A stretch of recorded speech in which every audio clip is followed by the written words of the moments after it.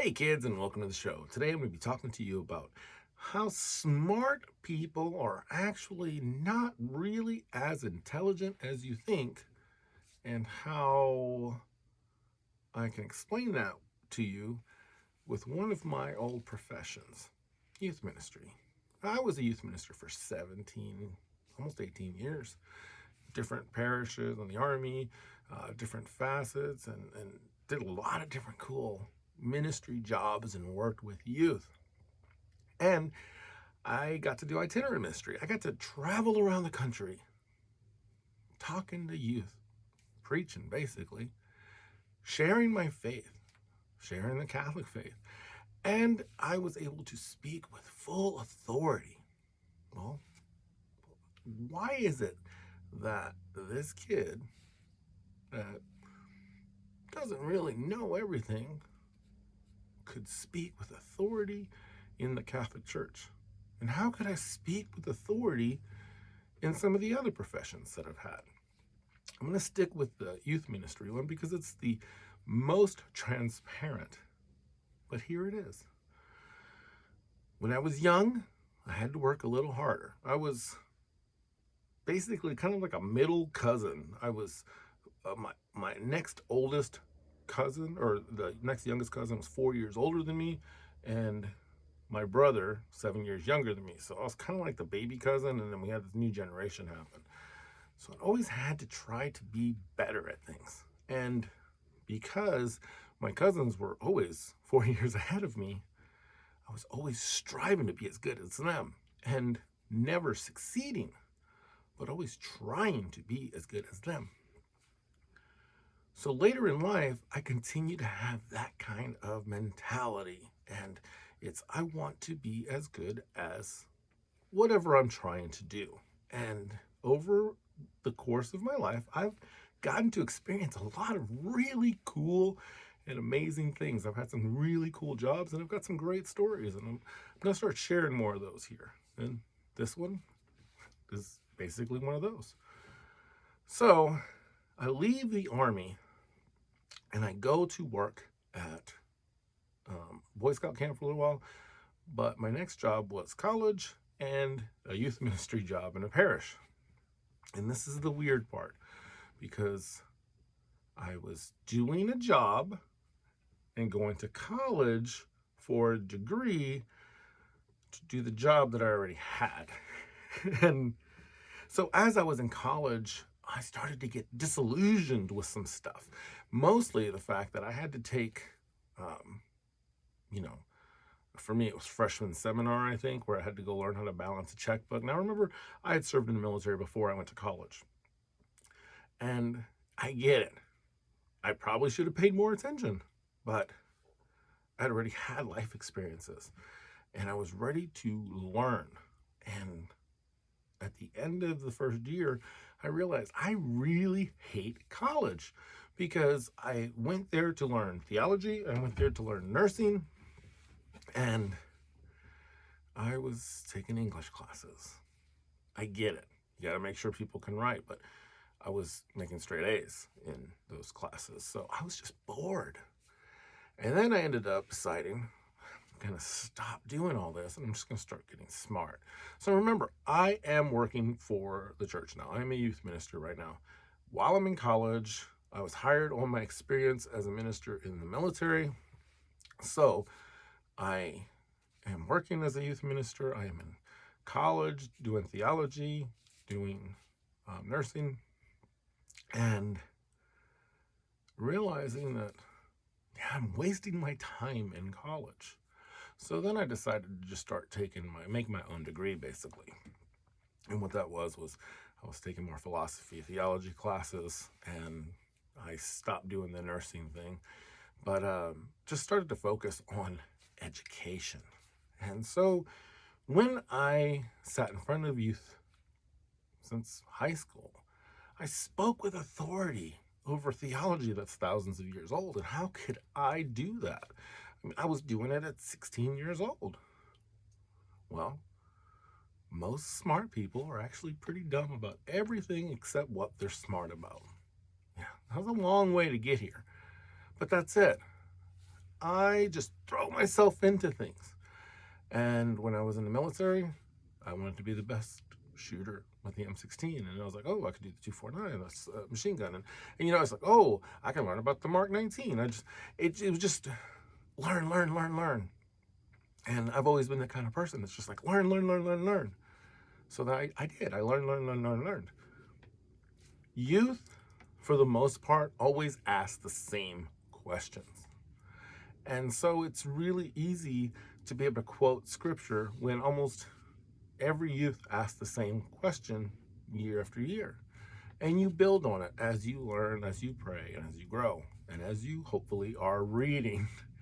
But you learn more and more about that one little topic.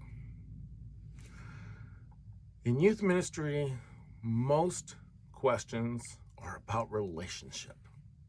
That's it. You look up relationship in the concordance, and you look at scriptures that involve relationship, and you can pretty much answer any question a youth is ever going to have, because that's what the faith is at that point. It's building a relationship, coming into yourself and learning who you are. That's a tough thing for a youth. So when a youth minister tries to go and do something for someone else, if they're not smart about it, they're going to sound childish. And what do I mean by that? Well, if you're going to go do a marriage prep, for example, and you get, as a youth minister, you get to go and say, oh, I want you to talk about the sacrament of marriage, but George and Susan are going to be leading this event. So as a youth minister, you sit back there and you are smart in the book. You can be really smart about that what the church teaches about marriage. However, that couple over there that's been married 50 years is going to have the wisdom to really go further. So as a youth minister, not married, I've done this before, that's why I'm kind of saying it, and you're talking about the sacrament of marriage to people that are about to get married, with people, so I wasn't leading it, but I was just with people that had been married for, I say 50, but it was a long time. I could teach everything that there was in that book, in the catechism and all that stuff. It was easy. However, all those other little things, those roads, those forks in the road that married couples take left and right, here and there, are not located in those books. Those are located in experience and wisdom. And you have to have experience to get wisdom.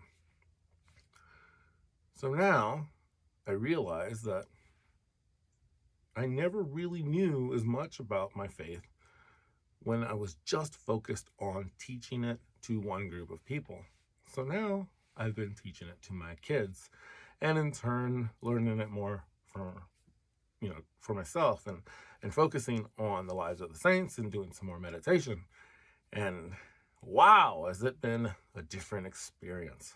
So here we are, and we're looking at everything in our life, and there's people that you think are intelligent because they have this PhD or they have this MD or whatever that might be. Excuse me.